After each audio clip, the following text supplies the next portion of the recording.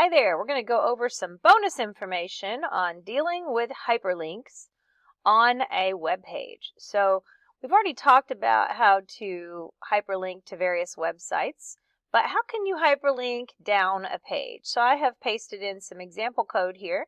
We'll assume this is some Mexican restaurant menu, but let's say that you want to provide options for your users to be able to click on one of these headings like soups and salads, and it will automatically take them to that part of the web page. And I'm sure you've seen this on web pages from time to time.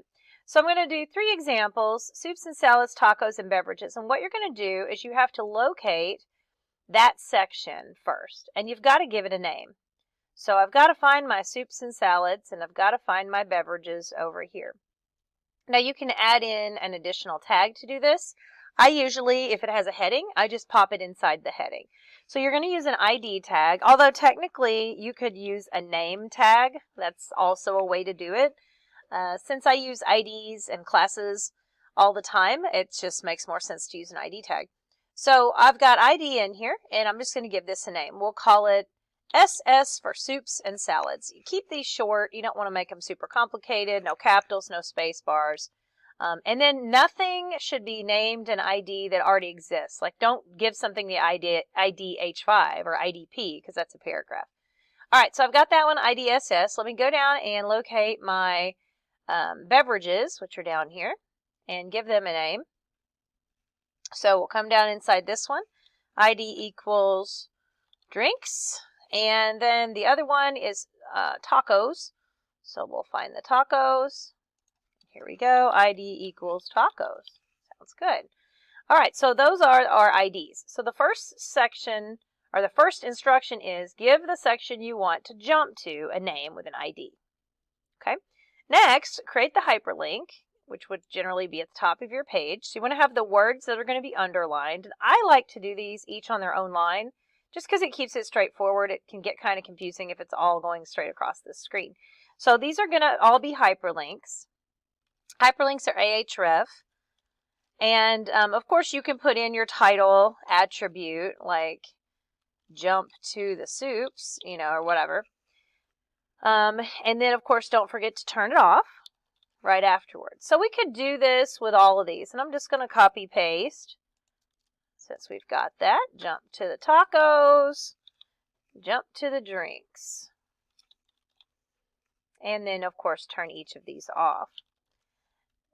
And then it's very simple, really, to go to these sections. So what you can't do is just put in SS here, because that is going to be looking for like a web page named SS. So if I run this, I am going to have this here, jump to the soups. Actually, let me go ahead and open it in a new tab. So if I click on this, it's going to attempt to go, and it's going to say not found. And if you look up here, it's because it's trying to go straight to SS.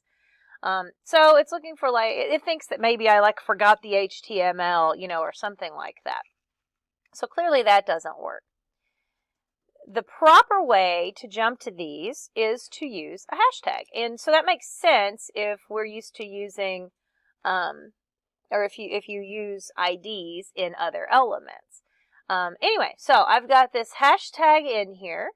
Now, if I run it and try it and click, it jumps down to soups and salads. And notice it's going to hashtag SS, which means it's going to that location. It's going to the ID SS. Now I can hit back up, and it takes me right back to the top of my page, and then you can see now it's not going in there, right? All right, so now I just have to repeat this process. So it's going to be hashtag, and then whatever I named it, and hashtag whatever I named it. And in that case, it's drinks. And then, again, I'm going to run, open this up, and now they should all work. Yep. And yep. Now, notice that why is beverages not at the top of the page? Well, that's just because we don't have enough page. Like, I can't scroll down any farther. So it goes down as far as it can. To see that more detailed, you probably would have to make your screen like little tiny. So like if I back up here, pardon my 15,000 icons, by the way, but if I go here, see, it goes as far down as it can go. It just can't go down any farther. So it goes as close as it can to the bottom of the page for that one. All right, so that's that. Now there are some websites that will have like a jump to the top. So you could like give this one menu. I could name that. And then I could link from the bottom of the page back up to the top. Of course, most people are aware of the fact that they can just type that, hit the back button to get back up in there.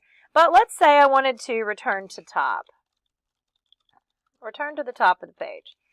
So I could go ahead and link this here, ahref equals, and then we'll turn it off after the words. Now there is a kind of a browser's get it thing that you can say top, even if you didn't name it top.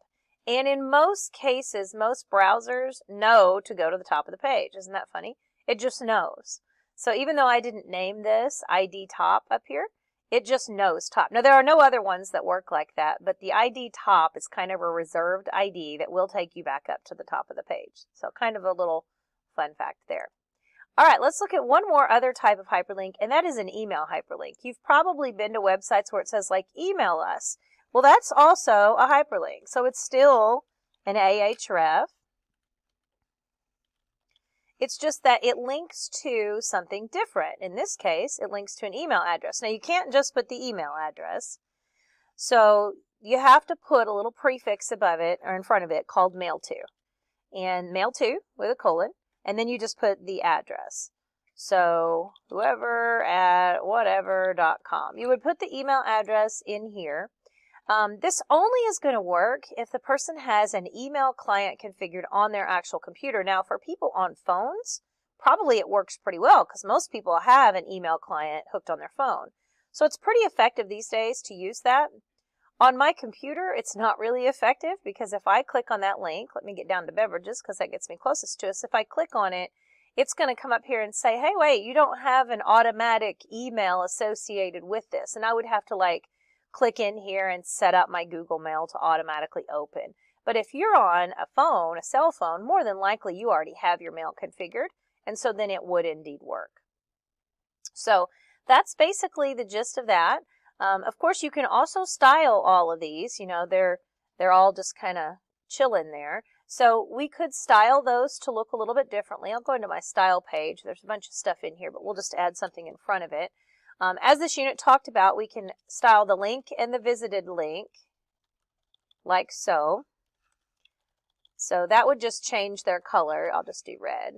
That would just change those to red. So whether they've been clicked or not, because before they were blue and purple and it sort of switched it up. So we can see that they're all red now.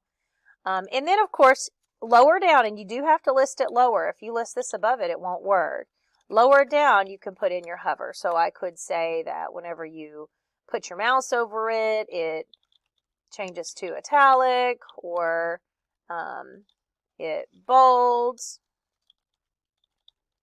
or the color changes to like a brick or a brown or something color. So you could do that.